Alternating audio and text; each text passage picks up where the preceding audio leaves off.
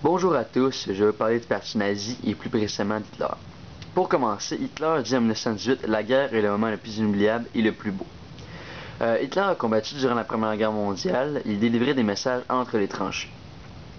Il a été élu parce que l'Allemagne était dans une situation critique due aux grosses dettes des guerres précédentes et aux prêts qui ont été redemandés. Par exemple, les Américains ont redemandé de l'argent à l'Allemagne que l'Allemagne leur devait déjà.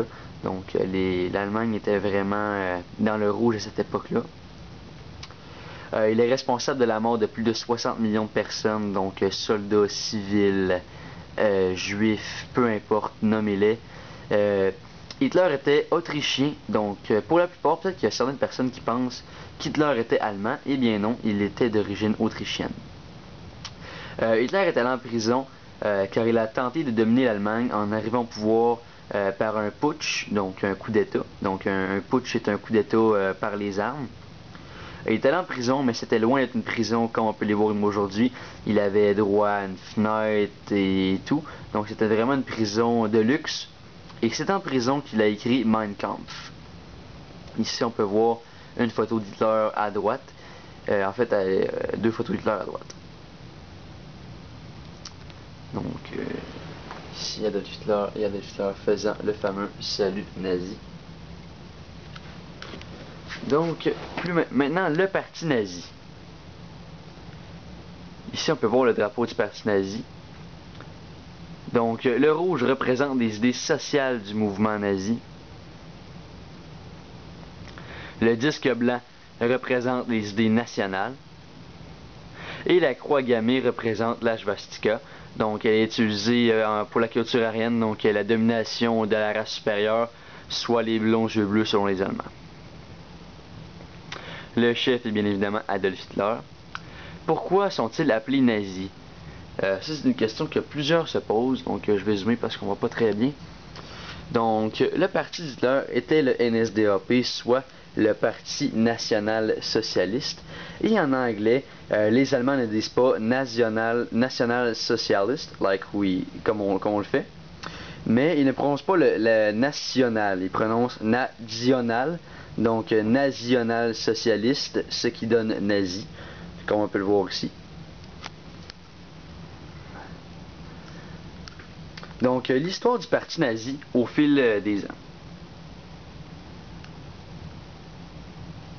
La création du parti nazi. Donc, Hitler a été le 55e membre à rejoindre le NSDAP, soit le National Socialist Deutsche Arbeiterpartei, pardon pour la prononciation. Il a trouvé sa vocation et il croyait beaucoup en NSDAP, pardon. Donc on peut voir Hitler juste ici en plein centre de la photo. Donc Hitler s'est fait inspirer de plusieurs personnes lorsqu'il a écrit Mein Kampf et a suivi l'exemple de plusieurs discours pour utiliser des mouvements stricts et directs pour que les gens croient en lui. Hitler a remplacé Anton Drexler, qui a été le premier chef du parti nazi pendant plus ou moins un an. Les camps de concentration. Les camps de concentration sont créés de 1933 à 1945, donc si vous connaissez bien vos dates, ce que je vous souhaite. La Deuxième Guerre mondiale a commencé de 1939 à 1945, donc les camps de concentration ont commencé 6 ans avant le début de la guerre. Donc, au début, les camps de concentration avaient des publicités quand même assez positives pour cacher la vérité, dans le fond. Et les camps de concentration avaient pour but de faire peur aux gens comme les homosexuels, les criminels, les juifs. Donc, tous les gens qui n'étaient pas considérés de la race aryenne. Les camps de concentration sont devenus des camps d'extermination à partir de 1942. Et les marches de la mort, donc ça a vraiment été une des dernières étapes du parti nazi. Les marches de la mort consistaient à faire marcher aux juifs et toute autre personne fréquentant les camps de concentration à des marches de plusieurs centaines de kilomètres jusqu'au bout de leur force. Dans le fond, il n'y a personne qui survit aux marches de la mort. Donc, oui, ici on peut voir Himmler. Donc, c'est ce qui conclut la présentation du parti nazi. Je souhaite vraiment que vous avez appris beaucoup, parce qu'il va y avoir probablement une couple de questions là-dessus à l'examen. Donc, si vous voulez, je vais pouvoir mettre le lien de mon prédit dans la description.